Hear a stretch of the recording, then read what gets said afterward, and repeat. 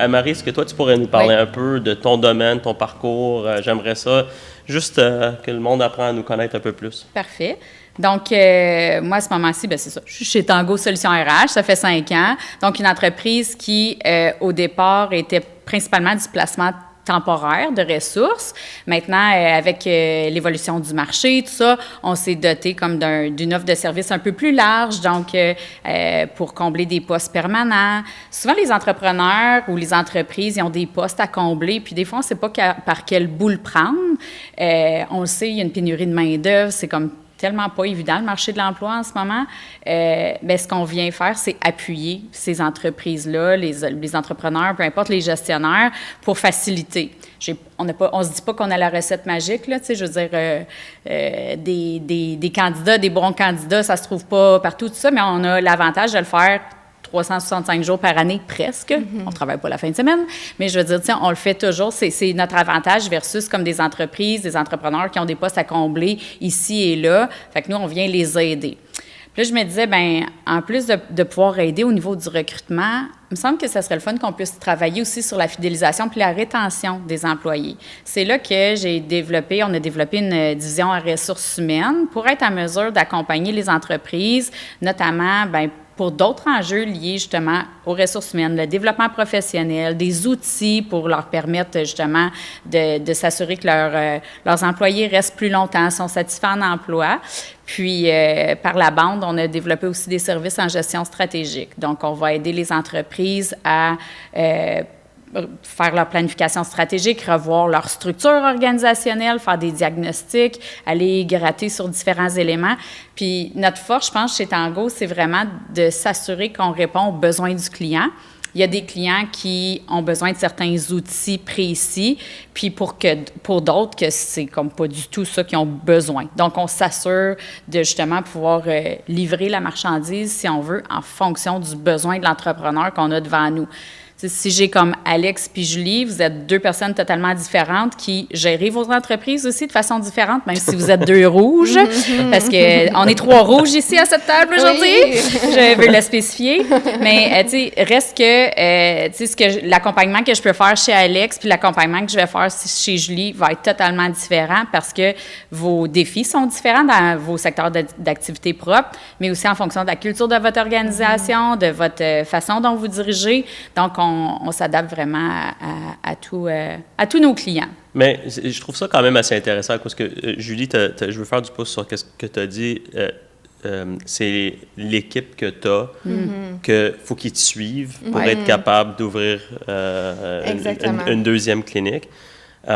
Mais souvent, on oublie l'importance de ça. La valeur. Puis, tu sais, je pense que Anne-Marie... les expertises qu'Anne-Marie va apporter au niveau des ressources humaines, c'est hyper important. Puis, je trouve que le défi ressources humaines, je sais pas, mais depuis 2020... Depuis la pandémie? Depuis la pandémie. Ça n'a comme pas aidé. Ça n'a comme vraiment pas aidé. Puis, on est rendu avec vraiment quelque chose où ce que... Je sais pas, j'aimerais un peu comprendre comment vous trouvez ça, mais je vais donner un exemple. Moi, j'étais assis dans mon bureau hier. J'ai un défi important. J'en ai parlé d'ailleurs. Oui. Le cacassage entre employés. Puis c'est du blablabla. Des fois, pour ceux qui connaissent Young and the Restless, là, un vrai soap opera. c'est intéressant. Là. Puis au point où ce que je trouve que ça devient pas juste, c'est pas productif, mais ça devient contre-productif. Parce qu'on on va dire quelque chose en tant que leader, on veut motiver quelqu'un, mais après ça, cette personne-là va aller dire que je m'ai fait motiver d'une telle façon, l'autre, ça devient le jeu du téléphone. Puis là, on voit qu'il y a certains membres de notre équipe qui commencent à être démotivés. Puis quand ils sont démotivés, ben c'est eux qui fait bouger l'entreprise. C'est pas juste le PDG ou le fondateur d'une entreprise. Ça prend nos employés. Une culture d'entreprise, c'est pas...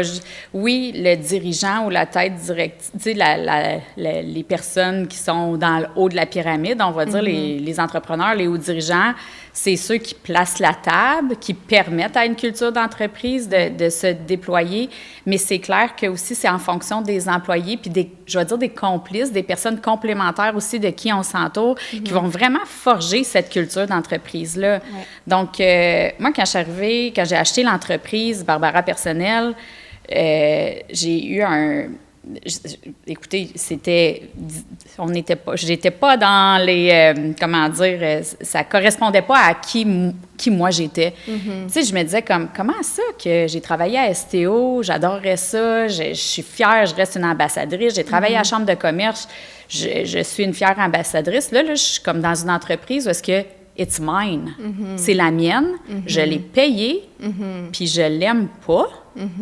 Qu'est-ce qui se passe? Bien, c'est parce que c'était comme pas en lien avec mes valeurs puis avec la culture que j'ai toujours prônée à travers les emplois que j'ai faits puis à travers les entreprises. Fait que ça, pour moi, justement, d'avoir pu comme m'entourer de gens qui me ressemblent plus, sans être pareil comme moi, parce que clairement, il faut être complémentaire dans une équipe.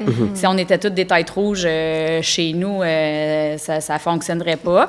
Mais, fait que c'est de travailler avec la complémentarité, mais j'ai su justement m'entourer de gens qui ont comme les mêmes valeurs que moi, qui ont une même vision. Puis ça m'a permis justement de comme... Là, maintenant, je peux dire que la culture d'entreprise chez Tango Solutions RH me ressemble beaucoup plus. Ouais. Puis on tend à ressembler aussi à l'équipe qui grossit. Qu'est-ce que je ressors, c'est que l'importance de tes valeurs, faut qu'il y ait... It needs to compute. Avec tout le monde. Oui. Faut qu'il y ait des valeurs semblables.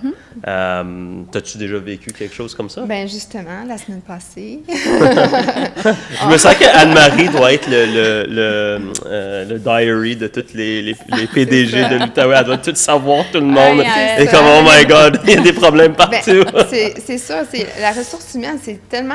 je pense que c'est un des piliers très difficiles d'une entreprise. Parce que, premièrement, ben les entrepreneurs, c'est d'aller de l'avant, puis d'amener toute l'équipe ensemble, puis d'avoir une vision, puis s'en aller dans cette direction-là. Sauf que des fois, on court plus vite que les autres. Puis après ça, il faut arrêter, puis il faut reculer, puis dire « Oh boy, attends une minute, là, je suis un peu trop loin, puis je suis plus dans le présent, je suis dans le futur. C'est que ça, c'est un gros défi, je pense, des entrepreneurs, puis je le vis souvent. Tu sais, que moi, je suis comme « OK, on devrait faire ça, on devrait faire ça, on devrait... Ça, c'est sorti, ça, il faut faire ça, il faut aller chercher des études là-dessus. » Tu sais, c'est constamment, on est dans notre tête, puis on est vraiment loin, puis l'équipe est là, puis est comme... Mais là, moi, je suis ici, là. Je suis dans les opérations. Je suis dans les opérations. Je suis comme... Moi, on est dans le day-to-day. Ouais, c'est ça. Puis genre comme... Je déborde. C'est ça, je déborde. Puis moi, je déborde, mais je suis aussi en train de penser à comme 1 million de choses. C'est que des fois, c'est dur. Des fois, quand on est comme un rouge, par exemple, de se faire comprendre. C'est que je pense des fois, il faut prendre une pause puis dire, OK, on est rendu où, là, comme dans la situation de l'équipe ou de l'entreprise, puis qu'est-ce qu'il faut travailler dans le moment présent, même s'il faut quand même travailler sur le futur. C'est que ça, je pense que c'est un gros défi. Puis, je pense que, en tout cas, nous, qu'est-ce qu'on a vécu récemment, c'est qu'on a des nouveaux employés qui viennent dans l'équipe. Puis quand il y a de nouveaux employés, bien, tu as des nouvelles personnalités. Puis quand tu as des nouvelles personnalités, bien, il faut que tu t'adaptes à ces gens-là.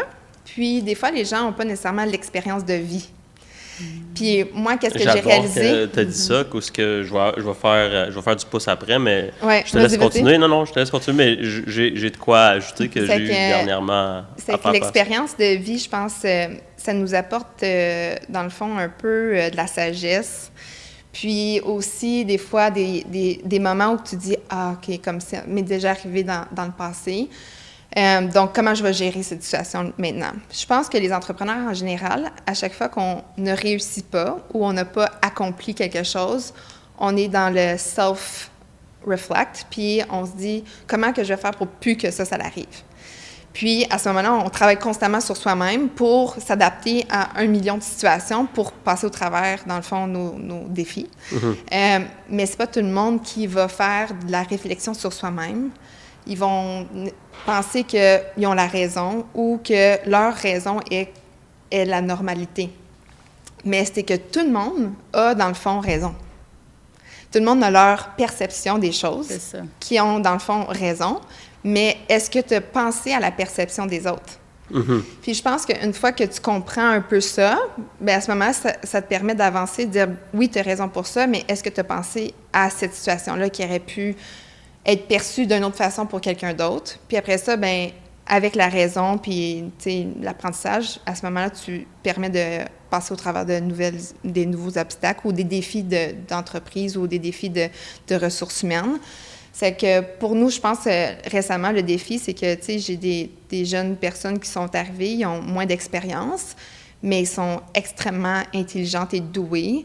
Sauf que tu as une autre gang qui sont, tu sais, qui sont terre à terre, c'est des mamans, ils ont de la compassion, tu sais.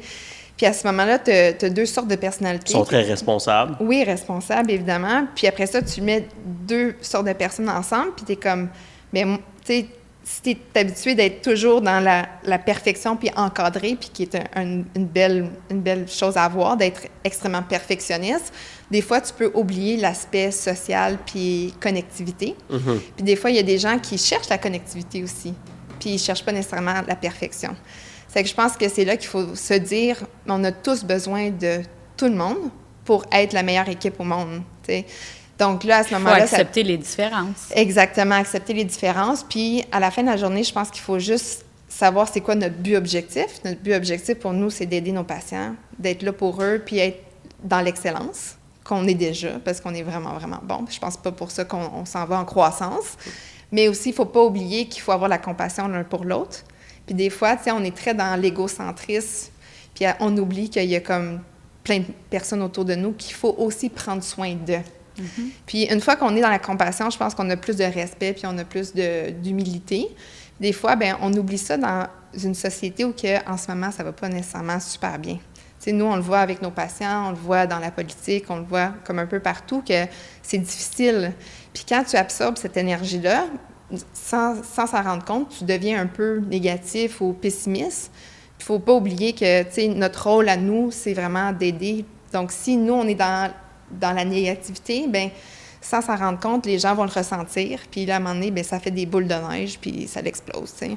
Ça fait que je pense que en tant que motivateur, propriétaire, je pense qu'il faut des fois prendre une pause, puis remettre les choses dans la bonne direction, puis dire comme il ne faut pas oublier c'est quoi notre vision, puis les attentes de nos patients. Puis une fois que tout le monde est retourné sa track, là, parce que des fois, je dis qu'on part dans Garnotte, là. Ouais. On est un peu dans Garnotte, il faut... c'est ça, on est dans Garnotte, il faut retourner sur l'autoroute, là. Ça fait du bien, en fait. Mm-hmm. Ça fait du bien. Puis des fois, tu sais, c'est juste de mettre des points CI puis des barres CT pour s'assurer que tout le monde est comme cohésif puis dans l'harmonie. Mais vous trouvez pas qu'on est dans une génération, puis tu sais, peut-être, Anne-Marie, tu es tellement exposée à toutes sortes de PDG. Mais moi, personnellement... au début, tu avais dit je viens d'une famille, c'est tough quand tu travailles fort. Moi, je viens de la même chose. Puis j'ai un père qui est vraiment tough. Là. C'est un old school man, un man's man qu'on appelle. Ouais. Puis dernièrement, je trouve que dans les dernières 5 ans, c'est comme être un man's man, c'est comme vilified. C'est comme c'est pas bon. Faut être hyper inclusif de tout, faut accepter tout. Ouais. Moi, je crois pas dans ça.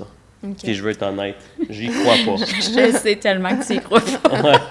Non, mais tu sais, à cause que moi, je suis quelqu'un qui croit dans le mérite, puis je vous entends parler, puis tu sais, j'entends toutes sortes d'entrepreneurs dernièrement, puis on est en train de tout à peu près dire la même chose, mais tout le monde cherche une façon de le dire un peu plus politiquement correct. Mais j'ai réalisé que quand tu vis dans une vie de mérite, ça veut dire, ceux qui travaillent fort, on veut leur dire qu'ils ont travaillé fort, puis qu'ils ont mérité de travailler fort. Je connais des histoires de toutes sortes d'entrepreneurs où exemple, tu sais, je regarde j'ai un employé dans l'organisation, puis c'est un jeune Algérien qui a déménagé au Canada. Et il faisait toutes sortes de job-in. Là, il faisait une livraison de Uber Eats. Je sais que quand il va écouter, il va savoir de qui je parle. Puis là, moi, je le vois, puis je suis comme « Hey, tu fais du Uber Eats, comme, tu veux-tu faire de la vraie argent? Il me dit « Oh, comment je vais faire de la vraie argent, là? Dis-moi, là. » Puis là, j'ai dit « C'est très simple. Tu vas travailler pour Loyal, tu vas aller te chercher ton permis, puis tu vas commencer à travailler pour Loyal. » Après, il a fait 2 ans comme chauffeur. Il a fait des 2 000 à 3 000 par semaine. C'est de l'argent, là. Ouais, c'est de l'argent. Puis là, l'immigration a demandé qu'il faut qu'il va travailler dans son domaine, puisqu'il était étudiant. Puis on a rentré dans l'administration. il fait beaucoup moins d'argent, mais il n'a pas le choix de faire ça pour qu'il peut respecter l'immigration. Puis là, je le vois courir comme s'il était encore en train de gagner 2 à 3 000 $. Parce que ça, là, c'est une attitude que lui a. C'est que tu peux me faire confiance, je vais livrer, je respecte les valeurs de l'entreprise.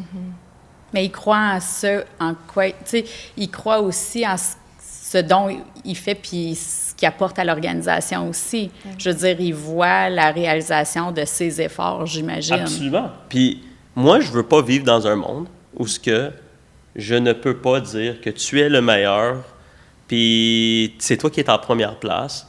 Moi, je vis dans un monde où ce que je veux pas... je me rappelle quand j'étais plus jeune, puis on jouait dans les sports, tout le monde voulait avoir un trophée de première place. Personne cherchait une trophée juste pour avoir participé. Je veux dire, cool, tu as participé. C'est pas intéressant que tu as participé. Tu sais, quand tu joues au football, je pense que tu as un fils qui joue au football, moi j'ai joué au football. Toutes ces choses-là qu'on a changées dernièrement, puis là, je vais connecter mes idées, là. On a changé cette mérite. Puis là, on est dans un monde où tout est correct, on doit être inclusif de toutes les affaires, puis c'est correct, puis il faut que tu écoutes, puis il faut que tu fasses ci, puis ça. Mais c'est correct, il y en a 10 sur 20 qui font déjà tout ce qu'ils ont à faire, puis tu n'as pas besoin de toutes les flatter pour leur dire c'est correct. Juste d'être à l'heure au travail, des fois, faut qu'on donne une félicitation d'être arrivé à l'heure. Puis quand moi j'ai commencé à travailler, je me rappelle d'être à l'heure, c'est ton obligation d'être à l'heure. Je veux dire, c'est pas quelque chose de spécial que tu es arrivé à l'heure. Donc, comment est-ce que tu trouves, Anne-Marie, qu'on est en train de naviguer, qu'est-ce que Julie vient de dire, puis j'ai trouvé extraordinaire. Je suis assis, puis je suis en train d'écouter, comme je suis en train de... Même moi, je suis en train d'apprendre, puis j'adore. Mais comment vous trouvez, qu'est-ce que je dis, est-ce qu'on devrait continuer, pour le succès de nos entreprises, de jouer dans une vie où ce que tout le monde est bon, puis tout le monde est correct, puis on ne peut pas vraiment dire les vraies choses, ou est-ce qu'on devrait avoir du candor? Bien, il faut les dire, les vraies choses. En fait, pour moi, c'est clair qu'il faut les dire, les vraies choses, sinon on s'éloigne de notre objectif. Pour moi, le principe de base, c'est de se dire comme quoi que ce qu'on veut, c'est former une équipe. Former une équipe de, on va dire, de winners, de gens performants qui veulent travailler pour nous, avec nous, qui veulent amener notre organisation ailleurs. Bien, pour ça, pour moi, c'est comme ça prend des outils, puis ça prend une formule aussi qui va comme interpeller des gens. Fait qu'il y a des gens qui vont être hyper interpellés par ta façon de gérer, Alex, puis il y en a d'autres pour qui ça compute pas. Puis c'est la même chose, il y a des gens qui vont apprécier possiblement travailler avec moi, puis il y en a d'autres pour qui ça fonctionnera pas, parce qu'on est juste trop différents, mais dans plein de paramètres. Là. Il y a les profils de personnalité, on parlait des valeurs tantôt, il y a plein de principes qui font en sorte que c'est comme pas nécessairement évident. Puis, tu sais, pour moi, de regarder chaque employé a une expérience différente, a comme un profil de personnalité différent. Quand on débute sur le marché du travail, tu sais, il y a tout comme le savoir-être puis le savoir-faire aussi qu'il faut comme qu'ils s'enlignent ensemble. Puis là, on parle même pas, comme tu dis, diversité, inclusion, tu sais, équité, diversité, inclusion. On parle pas non plus des différentes générations. Ça aussi, tu sais, comme... Les différentes générations. Souvent, j'ai des clients qui me disent « T'es sûr qu'il va rester au moins 10 ans en emploi? » Je peux pas te garantir ça. Ce que je peux dire, par exemple, c'est que là, tu cibles quelqu'un qui a peut-être 25-30 ans. Bien, les 25-30 ans, là, c'est beau s'ils restent 5 ans chez vous. C'est ça. Puis je veux pas dire qu'ils resteront pas plus que 5 ans, mais dans les chiffres, dans les études, ce qu'ils disent, c'est comme quoi que les jeunes, maintenant, vont comme faire leur parcours, vont aller se doter d'une certaine expérience chez vous, tout ça, puis après ça, ils vont s'en aller, puis ils vont vouloir comme vivre autre chose. Est-ce qu'il faut être surpris de ça? Je pense pas. Il faut comme l'absorber puis que ça soit dans une réalité. Au même titre qu'on a des postes dans certaines organisations il y a un roulement. Tu sais, souvent des postes d'entrée comme service à la clientèle, des, je sais pas, réceptionnistes ou peu importe. Des fois, il y a des entrepreneurs qui m'appellent puis qui me disent comme, je comprends pas. Je suis tout le temps en train de changer j'ai tout le temps besoin de nouvelles personnes parce que les personnes quittent, tout ça. ben, tu sais, des fois, on se pose la question, ça va-tu bien chez vous? Tu sais, tout ça, on va aller gratter c'est quoi la problématique. Mais plus souvent qu'autrement, en tant qu'entrepreneur, tu te rends compte que, ben ces postes-là, ça va être tout le temps des postes qui vont tourner. Il me semble que ça t'assouvit, puis tu te dis, ben c'est là qu'il va falloir que je mette mon énergie. Parce que mes podiatres, je vais peut-être les garder plus longtemps que, justement, mes adjoints administratifs, tout ça, puis je connais pas le taux de roulement au niveau des chauffeurs, tu sais, de taxi, puis tout ça, mais comme à un moment donné, c'est un peu normal que dans chaque organisation aussi, il y ait des postes qui soient comme, ou plutôt des styles de postes ou des gens, justement, qui viennent, mais puis qui quittent, puis qui vont laisser leur marque, mais... Clairement. Mais Anne-Marie, est-ce que tu pourrais peut-être nous donner une chose que tu pourrais recommander à tous les PDG? Qu'est-ce que vous pouvez mettre en place ou faire dans votre organisation pour que tu peux t'assurer que les employés qui travaillent dans ton entreprise peuvent rester le plus longtemps possible? Communiquer. Communiquer. Quand on sait pour qui, pourquoi on travaille, puis où est-ce qu'on s'en va, ça, c'est la base. Je veux dire, si on veut que les gens nous suivent, il faut qu'ils sachent où est-ce qu'on s'en va en tant qu'entrepreneur. Donc, pour moi, la notion de communication, puis comme communiquer, ça va être fait de façon différente entre un chauffeur ou un podiatre, par exemple. Il va falloir adapter sa communication aussi. Fait qu'il y a différents types d'employés qui vont avoir besoin de différents types d'informations. Il y en a qui vont vouloir des chiffres, des données, puis vouloir savoir comme, OK, c'est là qu'on s'en va, puis, tu sais, on leur fournit un peu plus d'informations, puis il y en a d'autres, ben pour qui, je veux dire, ils vont avoir besoin d'un certain type d'informations, mais je pense qu'à la base, en tant qu'entrepreneur, en tant que leader, en tant que gestionnaire, mobilisateur, il faut comme communiquer de l'information. C'est pas tout communiquer, c'est savoir quoi communiquer aux bonnes personnes. Moi, je dirais que je résonne vraiment avec ce que tu dis. Je pense que, oui, la communication, c'est extrêmement important. Je pense que le défi, en tout cas, moi, qu'est-ce que j'ai trouvé en tant que jeune entrepreneur, c'était quand que les gens partaient, je prenais ça vraiment à cœur. Puis, je pense que, tu sais, quand tu es un entrepreneur, ben tu as tout à cœur, en fait. Tu as tout à cœur parce que moi, dans mon domaine, mes patients, je prends ça à cœur. Mes employés, je les prends à cœur. Ma performance, je le prends à cœur. C'est qu'on prend tout à cœur. Puis quand il y a des gens qui quittent, puis on ne sait pas nécessairement pourquoi, après ça, on a une réflexion de plein de choses, en fait. Est-ce que j'ai été à la hauteur? Est-ce que j'ai donné les outils? Est-ce que je devrais m'améliorer dans ma communication? Tu sais, il y a plein de choses qui est une réflexion par rapport à ça. Puis, avec le temps, je pense qu'il y a de la maturité qui se bâtit dans tout ça. Puis on réalise que oui, il y a certains postes que les gens vont juste pas rester longtemps. Mais l'entrevue de départ est importante. Sincèrement, là, de prendre le temps de rencontrer notre monde puis savoir comme pourquoi ils partent. Tu sais, des fois, c'est difficile parce que il peut y avoir, je sais pas, un conflit dans l'organisation entre deux personnes ou peu importe. Tu sais, des fois aussi, de le faire par comme des personnes externes, comme chez nous, on fait des entrevues de départ dans certaines entreprises parce que, justement, la notion de neutralité puis d'objectivité, mais comme tu es tellement mieux outillé si tu sais pourquoi la personne est partie, c'est quoi qui accrochait, puis tu es capable en tant que dirigeant, entrepreneur, gestionnaire, peu importe, de prendre l'information puis de savoir comme la catégoriser puis la canaliser puis de dire, OK, comment moi je peux m'améliorer, comment je peux améliorer mon organisation. Donc moi, c'est ce que je recommande toujours, une entrevue de départ. C'est comme, ça peut tellement nourrir comme d'informations. Puis après ça, c'est qu'on peut, notamment, sur certains principes, bien, s'ajuster. Je suis 100% d'accord avec toi. Mon directeur de finances, il m'a dit, on a un employé qui a quitté, puis il dit, mais il m'a dit, c'est un exit interview. Là. Oui, c'est comme ça qu'il l'a nommé. C'est ça, entrevue de départ. C'est ça. Oui. So, j'ai dit, ça s'en va. Je dis, who cares? Il dit, non.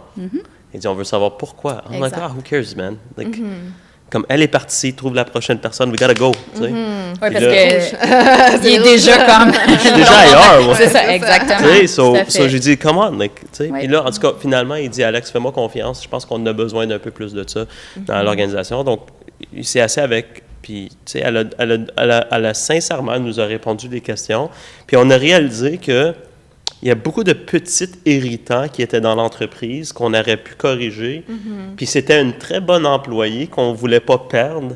Donc peut-être la prochaine personne qui va être assise dans sa chaise, on va avoir pris le temps de l'écouter, apporter des correctifs hyper faciles. Puis peut-être on va avoir quelqu'un qui va durer plus que 3 mois ou plus que 6 mois dans l'entreprise, parce que souvent on oublie que le temps et l'énergie qu'on met pour leur faire comprendre le corporate knowledge c'est hallucinant. qu'on a, là, c'est énorme. C'est un investissement.